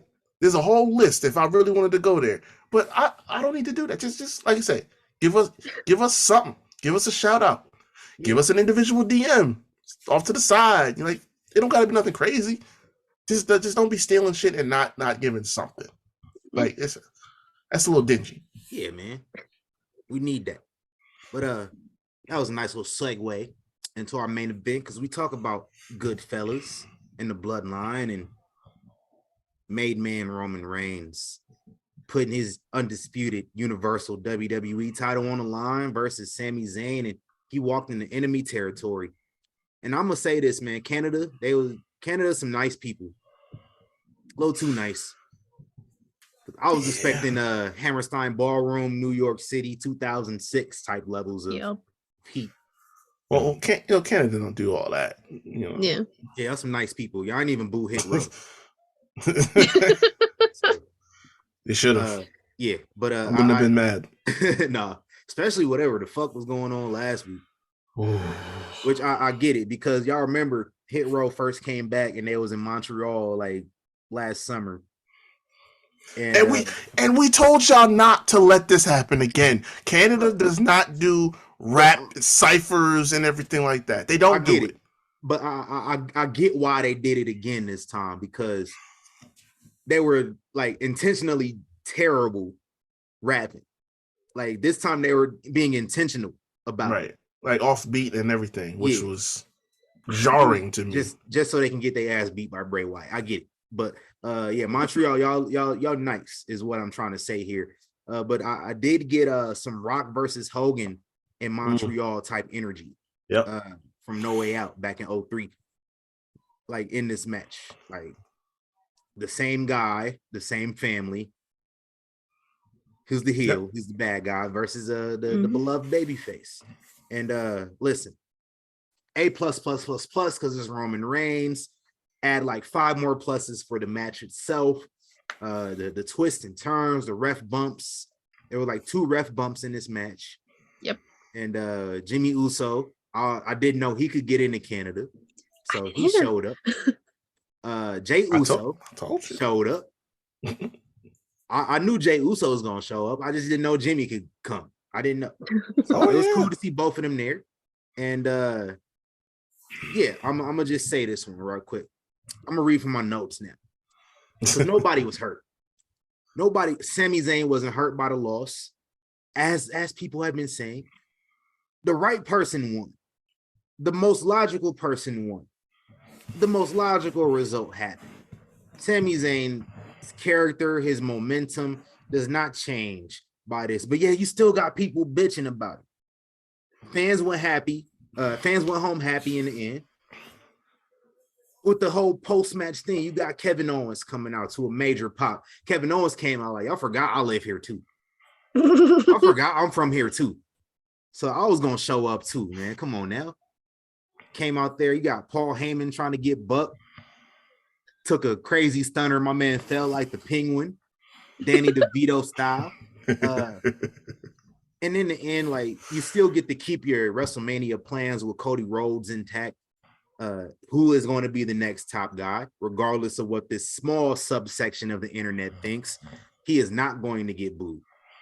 And then again, you set up Sami Zayn's next chapter perfectly too. Like, his next chapter was not the WWE title. They weren't going to call an audible about it. You're not going to take away from what is going to be Cody Rhodes' moment, possibly. And it is always going to be obvious from, you remember Kevin Owens showed up, I want to say, when this Honorary Uso thing started? It was in like May, right? Something like that. It was in the summertime. So I want to say it was like June, maybe early July. Kevin Owens comes to SmackDown. Nobody's expecting him because he's a Raw guy. And he shows up and he's like, bro, you are not one of them. And then Sami Zayn is like, hey, man, this ain't a good time, Uso. I got business to handle. And Kevin Owens is like, all right, fam, whatever. But ever since that moment, it's been clear. It's always been leading to Kevin and Sami becoming tag team champions at some point, breaking the Usos' record-breaking reign. Mm-hmm. Why is it 900? And what sense does it make that a 900-day championship reign that's been going on for almost 3 years is going to end 5 weeks before WrestleMania? To get a pop? No, Sami Zayn did not need to win the championship. He is already, I would say, at the end of the Royal Rumble, he was already solidified as a main eventer. If this didn't do it, I'm about to ask you to hit the button because I wasn't gonna go here. It was on my head. It was on my heart. Right, I wasn't gonna go here, but you had me wanting to press the button. I got you. Let me close this out real quick. All right, go ahead. No, nobody is booking this show to appease to the previously mentioned small subsection of mentally stunted fans on the internet. All right, having Sami win just to get a pop made no sense. Especially some shit I saw y'all was talking about having him lose it right back to Roman later this week. That would have made that was the worst idea I've seen thrown around. What? For a bunch of people that like to call Vince McMahon a bad booker who was out of touch, y'all like to have some out of touch ideas. And you know what? I don't think it was a good idea. Nobody thought it was a good idea besides y'all. Triple H probably saw that shit, was like, not gonna do it. I can't. It makes no sense. And you know what?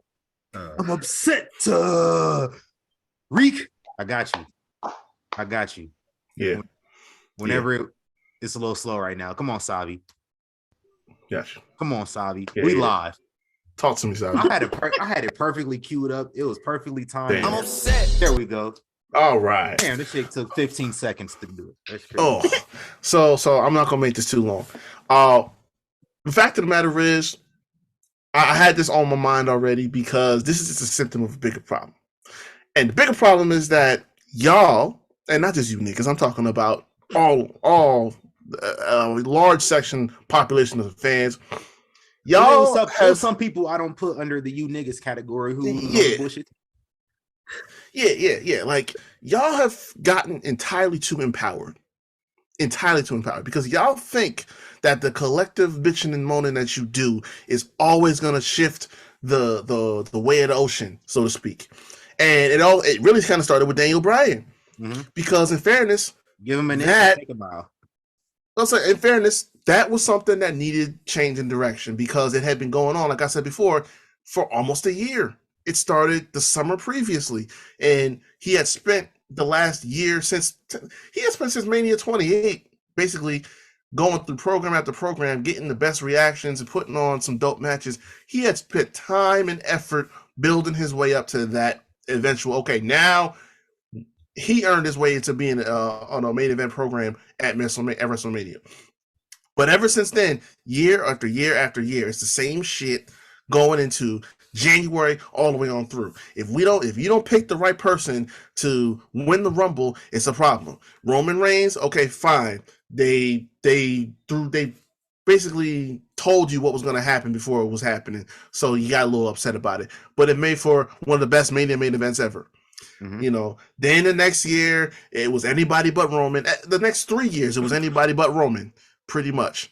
And not to take nothing off him. Like, yeah, they were booking some bad Rumbles, but it's like it was always about, oh my God, what's going to happen if we don't book the right person to book their shot to main event Mania? It's going to be a riot. It's going to be a big issue for several years on end. And it's like, I don't know where this is coming from.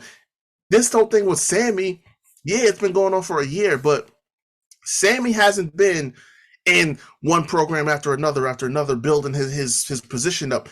And you have to look at who he's standing across from. If this is anybody but Roman, are we having this conversation? No, we're not.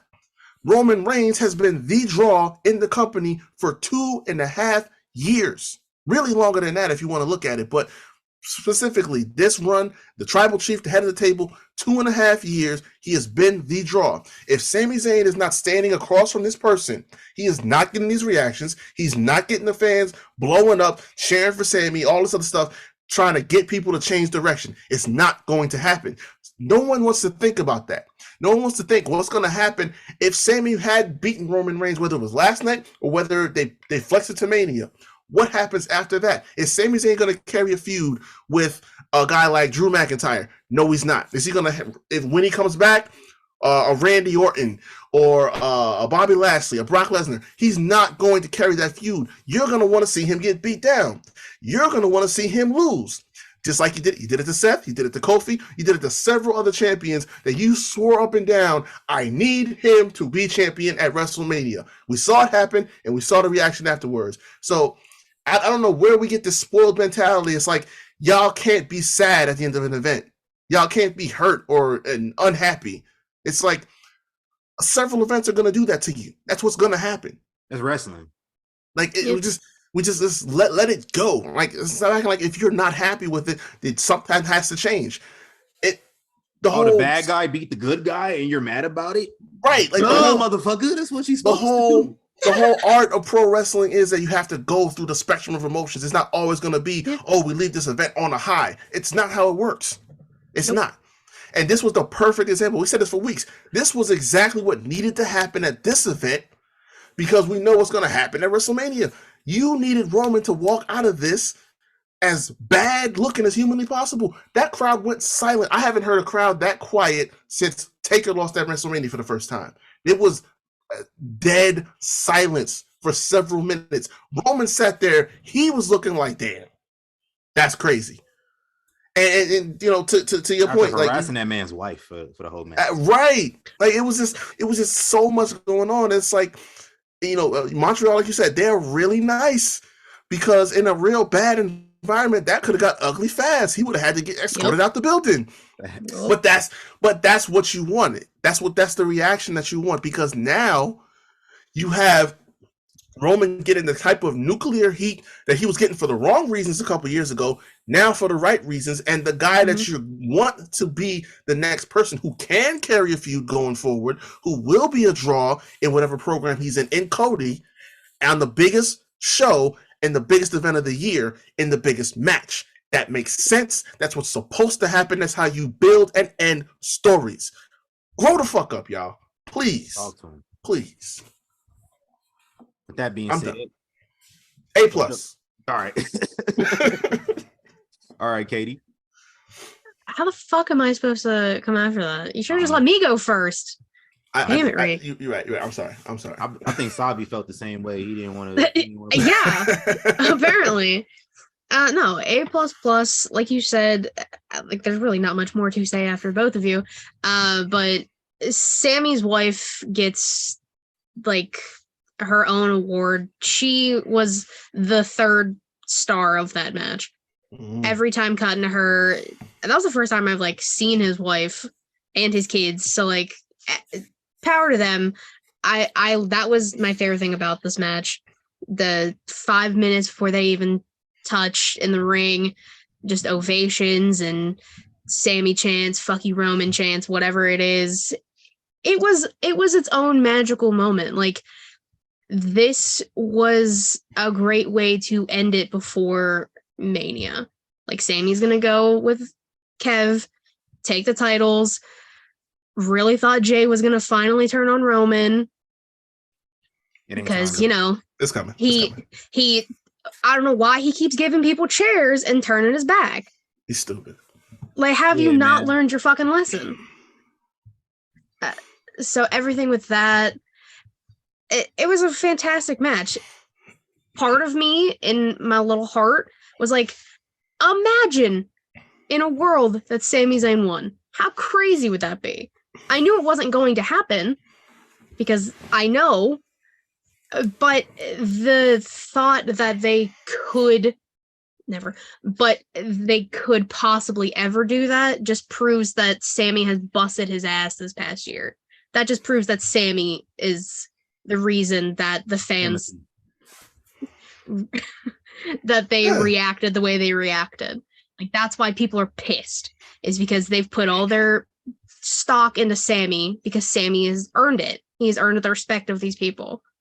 And that's why they're pissed, is because they didn't get what they want. But you can't please everybody. Tough shit. Yeah, like, nobody's saying like Sami shouldn't tumble down the card after this. He's earned the right to be in bigger programs. And once you split the belts up, you can have a conversation about Sami maybe winning one down the line. But it's like, this story does not facilitate Sami being that guy. It just doesn't. And we need to stop acting like it is. Factual. All right, Reese, you were sitting there quiet. I know you had some thoughts on the WWE title and where they should go with it down the line after Mania. So what you got? I do have some thoughts.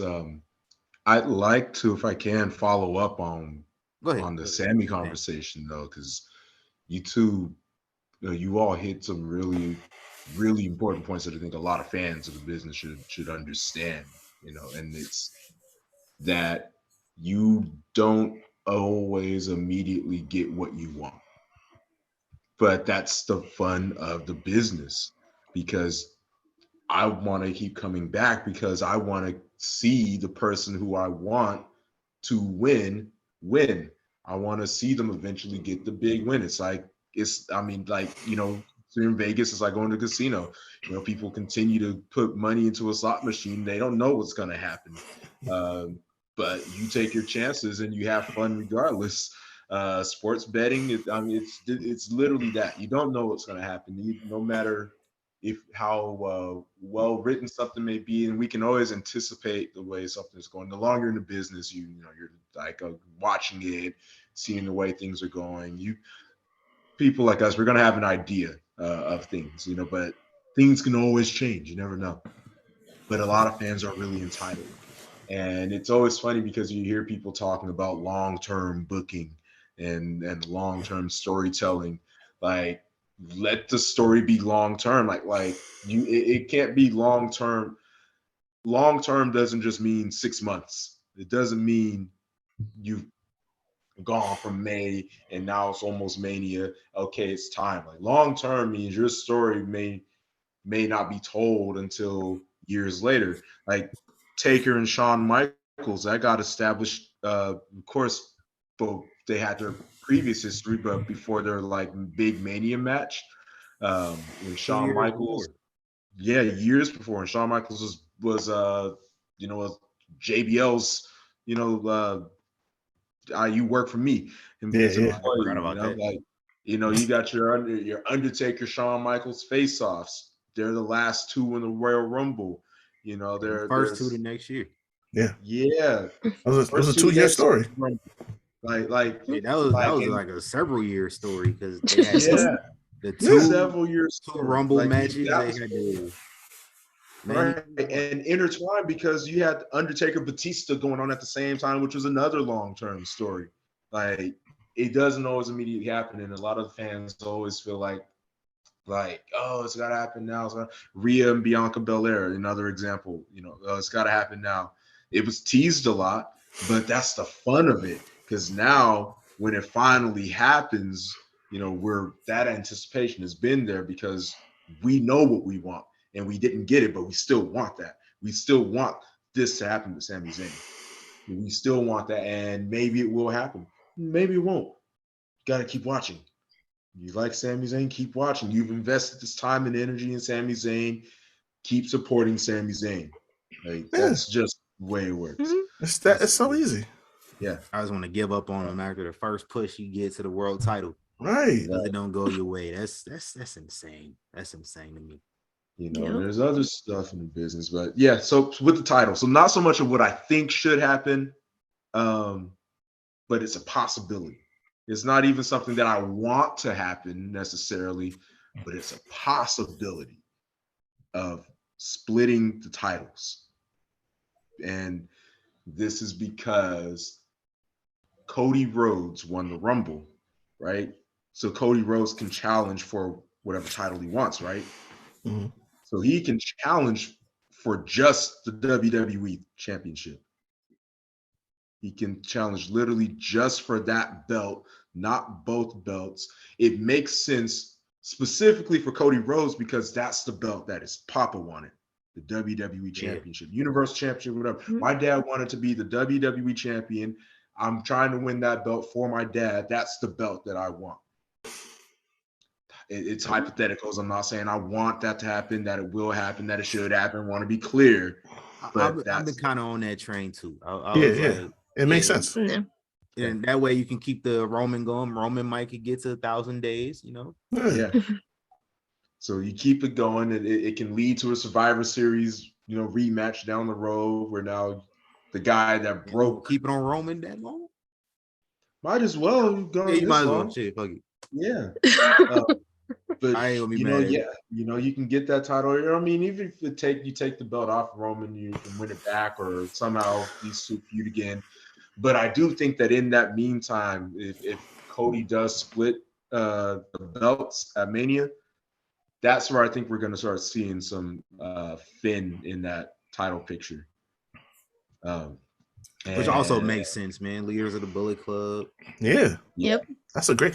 Honestly, as long as one world title gets freed up, I don't care. Roman can keep it for real. It really don't matter to me. Forever. But because it's like I said before, Cody can carry that belt towards whatever feud. Roman doesn't really have anyone on that other side that's gonna be that person.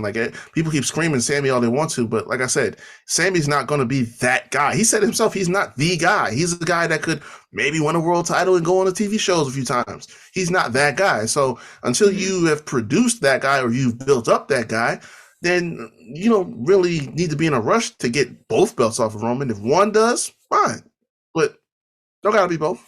No. Let him break all the records. Because then when somebody finally beats Roman, now you've built a superstar, a megastar.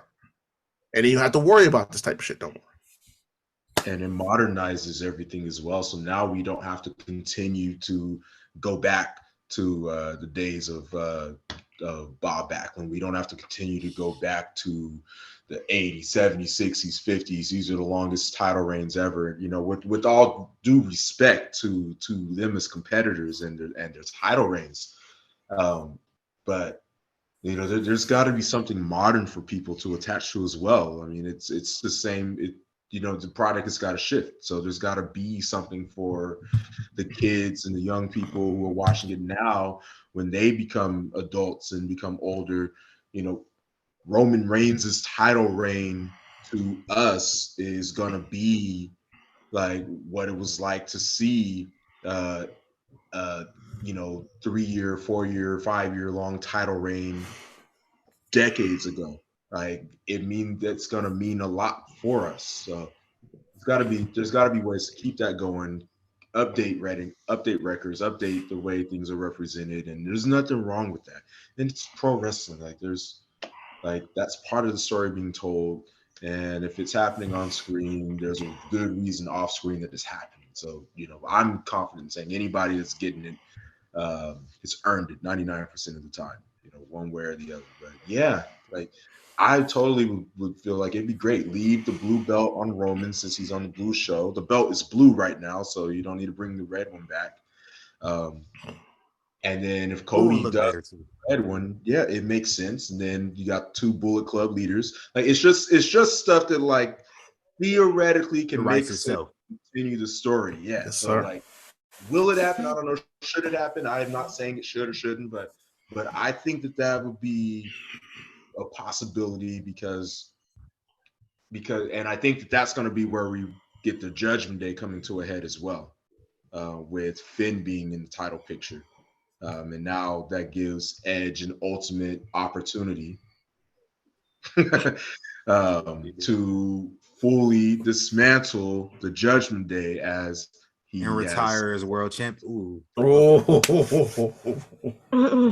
Okay. I'm digging it. That too.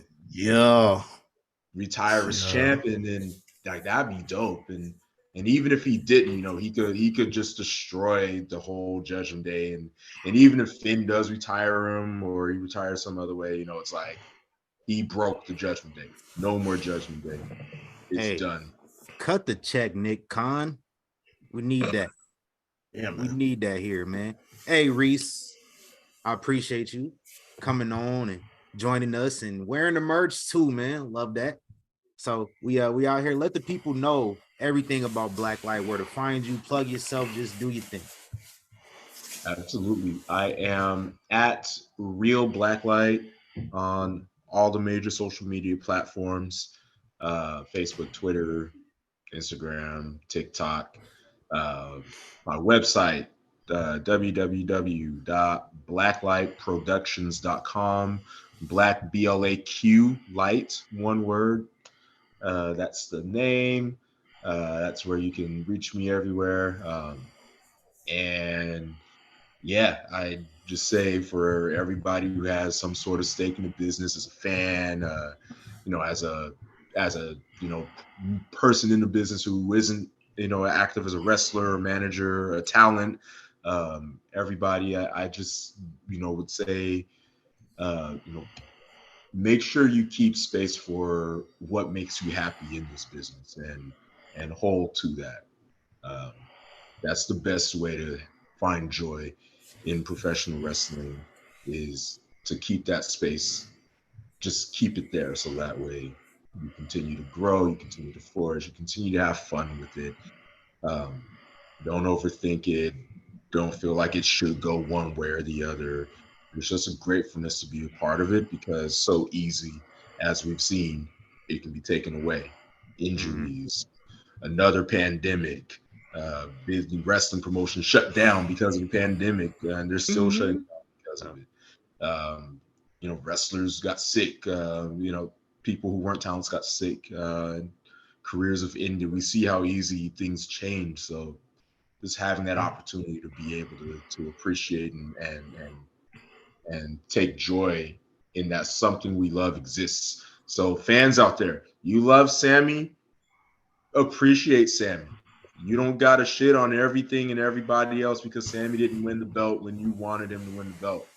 I didn't want Undertaker to lose the streak at Mania. I didn't think it was going to happen, but years later, I didn't threaten to blow up the WWE and boycott and riot. And that's life. you just enjoy it. It's fun. Let's have fun in this business together. And yeah, if you like BLAQLight, let BLAQLight be your hero, and recommend to all the promoters and shows you go to. Put me on it. I can power slam just about everybody in the world. So Thanks, man. Katie, what's good? Yes, sir. You can follow me on Twitter at CaterS13. The link tree I'm about to take out, things She Elite Showcase, twitch.tv/She Elite Showcase, typically Thursday, 6 p.m. Eastern. Might have somebody on with me this week since Savannah is in Dallas. So just waiting for confirmation. YouTube.com/She Elite Showcase. Watch videos where we're entertaining. Anchor, Spotify, Google Podcasts, Apple Podcasts if you want to listen. She Elite Showcase is the brand, the weekly show inside the mind of the interview series I do. New episodes dropping tomorrow with Allison from Botch Spots and Chair Shots, since I fucked it up earlier today. And those are the things I'm mainly focusing on this year. Everything else is up on the channel. Go check it out. I do a lot of shit. I'm everywhere. Literally, though. Literally. Great. Yeah, man. Y'all can find me Havoc24 on Instagram and on Twitter. Y'all can check out the Havoc Hour, which is on ice right now. But all the content is up there. I talk sports and entertainment. All my homies have been on here as people. My guests, my co-hosts, Miss Katie. They all been on the show, a bunch of others. So all that content is up on all streaming platforms where you find Young Kings Wrestling. Got the Instagram page that I still kind of update from time to time, _the Havoc Hour _. New podcast alert. Got the new podcast coming on for the professional basketball team out here. Got a name that I'm crowd surfing. It's going to be called At the Buzzer with the Lehigh Valley Legends.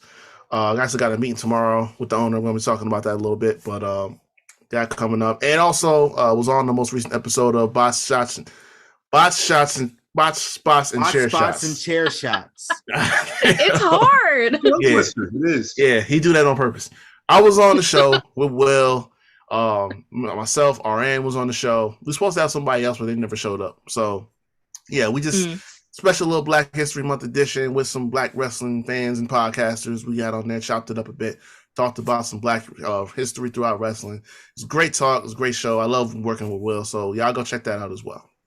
And I am the thespian TC Fontaine. You can follow me at tc.fontaine on Instagram, at foy.flix on Instagram, at TC Fontaine on Twitter, and everywhere at YK Wrestling is where you can find us. YKWrestling.com. Go subscribe to the YouTube channel. So we need more subscribers because folks out here, we're trying to get monetized. Yeah, man. Hopefully, they stop taking our videos down so we can build that base up a little more. They're doing it again? Like one of those top 10s that I spent like 2 weeks making, they took it down. Oh my god. Disrespectful. And you know what? I can't be mad at it because it was WWE who did it. And they literally made a top 10 basically. No, they did like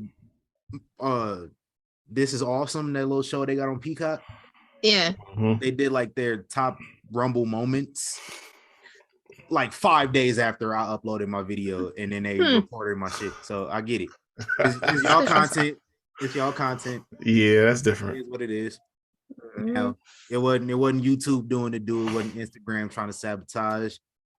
WWE was just like, hey fam, can't be doing that.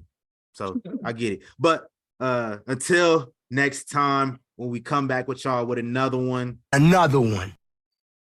We had a fun time today, y'all. And check us out. Appreciate y'all. We out of here. Gone. Down.